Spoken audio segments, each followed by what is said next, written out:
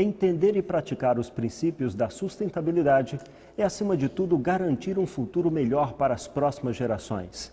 E esse é o tema do comentário do advogado e professor de gestão ambiental, Alex Carneiro.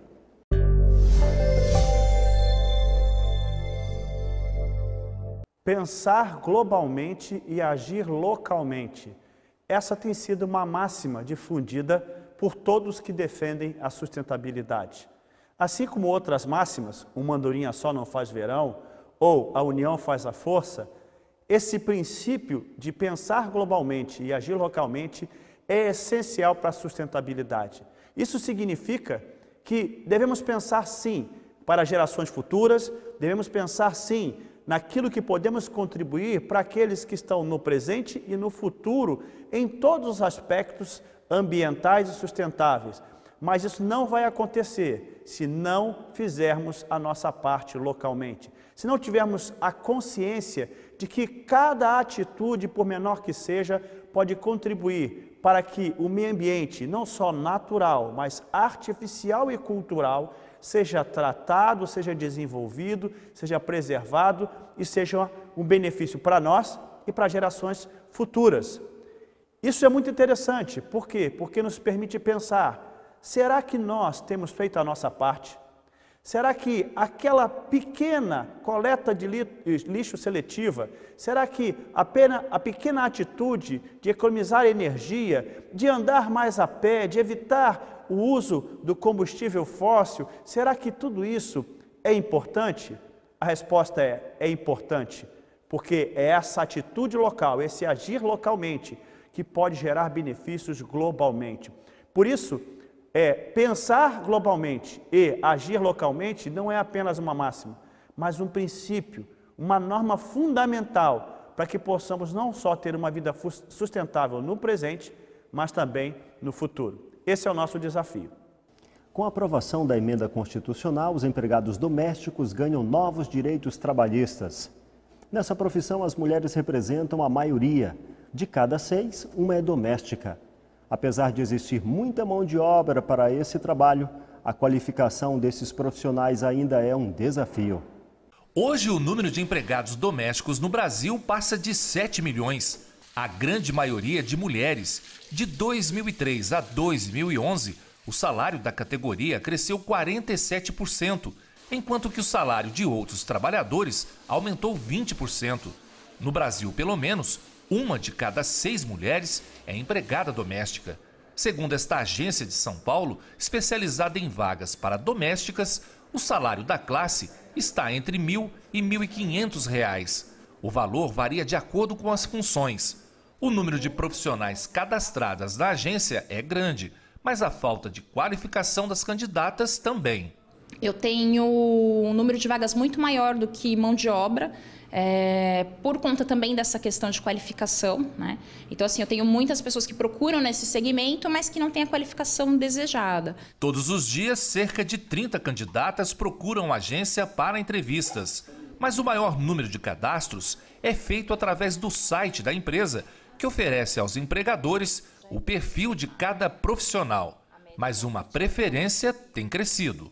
Eu acho que a tendência maior, na verdade, é ter um modelo de diarista do que a empregada mensalista. Isso sim é uma tendência real, que casa com a questão financeira, com a questão de você conseguir manter uma empregada mensalista na sua residência. A dona da agência explica que de cada 10 profissionais que chegam em busca de emprego, 3 são encaminhadas para o mercado.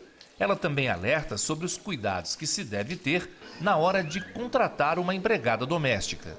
O empregador tem que checar o histórico profissional dessa candidata. Ele precisa checar as lacunas dessas experiências, assim, da saída de uma residência para outra, se ficou algum período fora, o que ela ficou fazendo nesse período. Os motivos da saída são muito importantes, levantar cada motivo de saída, pegar o telefone de todas essas residências e checar com esses antigos contratantes como é que foi essa experiência dessa funcionária, ligar realmente para todas elas. Recebemos hoje em nossa bancada o economista Edson Trajano. Professor Edson, na sua avaliação, essa lei que beneficia os empregados domésticos, ela tem pontos positivos e negativos e quais são? O principal ponto positivo é você agora colocar uma legislação para todos os trabalhadores de fato. corrige uma distorção histórica, porque o trabalhador doméstico não deve ter os mesmos direitos que as demais categorias no Brasil. Então isso é o grande ponto positivo e, ao meu ver, esse é o ponto que é importante nessa lei. Todos são iguais perante a lei. Isso, precisamos Mas nem todos têm a mesma remuneração. Mas pelo menos essa questão legal, por exemplo, os trabalhadores rurais foram incorporados a partir da Constituição de 88 e agora chegou a vez dos trabalhadores domésticos ser incorporado também como uma categoria profissional. Está regulamentado. Regulamentado.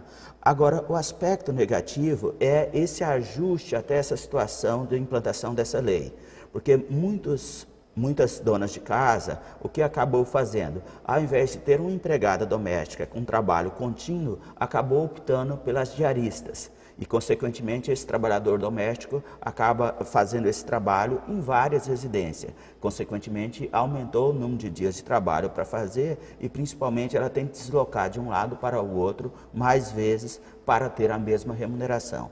Mas, de um modo geral, a lei é bastante positiva para a categoria de empregados domésticos e não representa um grande aumento nos custos para a unidade familiar.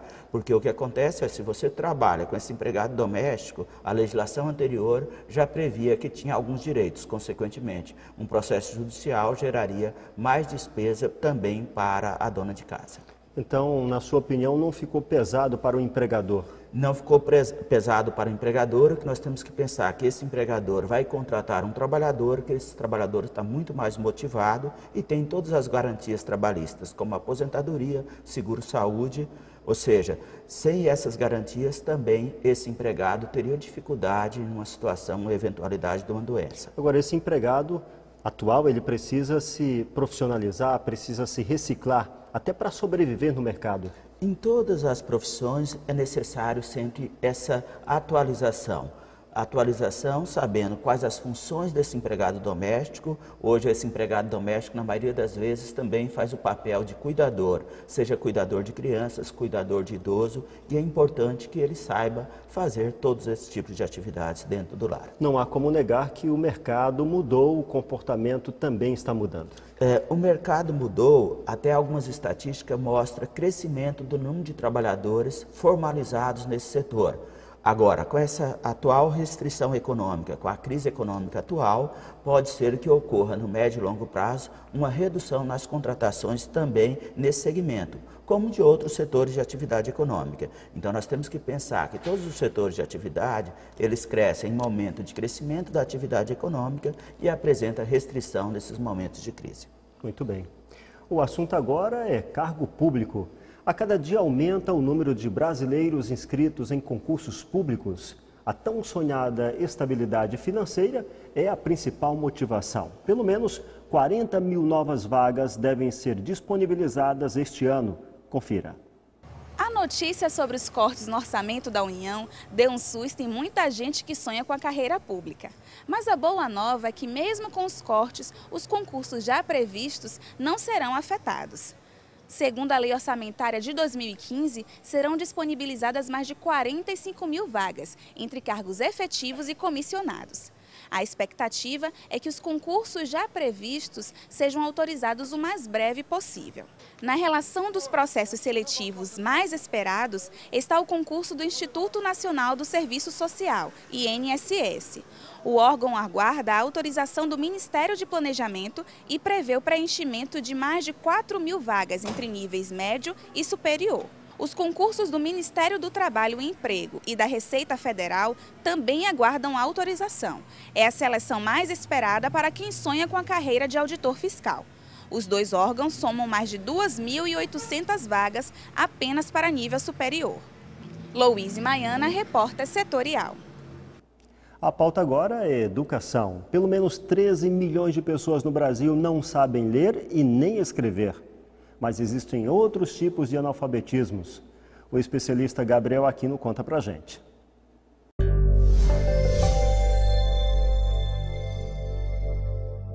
Olá, falando sobre educação. O nosso tema de hoje fala sobre 3 grandes áreas da educação. 3 grandes ações para a educação. O analfabetismo funcional e o letramento.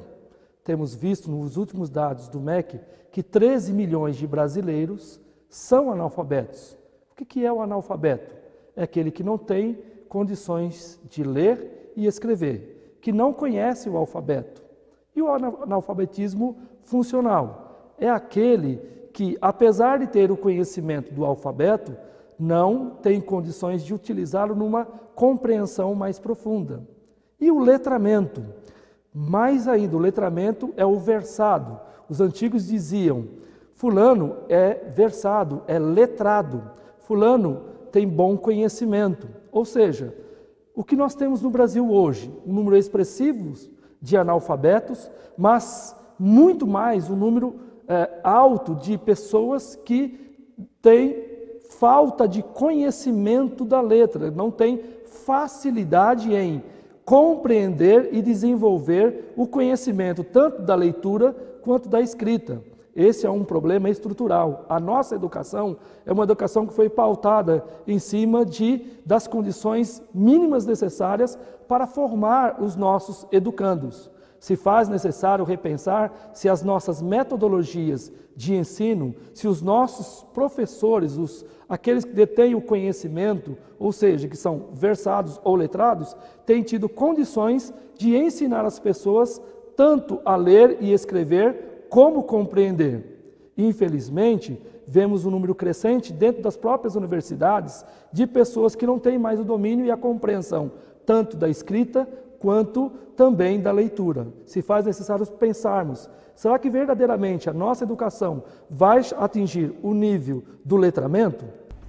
O repórter setorial vai para um breve intervalo e volta falando de cuidados com o seu animal de estimação. Voltamos já.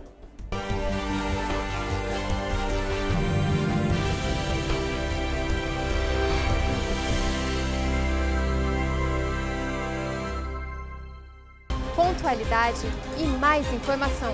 Passam por aqui mais de 220 mil veículos. Repórter Setorial. O seu jornal na TV e na internet. Precisão e mais inclusão social. Para inserir jovens que durante anos passaram aqui, atrás das grades. Credibilidade e mais cobertura. Todos os decretos criados na Câmara dos Vereadores vêm parar aqui na Prefeitura. Imparcial e mais dinâmico. Por ano, pelo menos 10 milhões de pessoas passam pela cidade.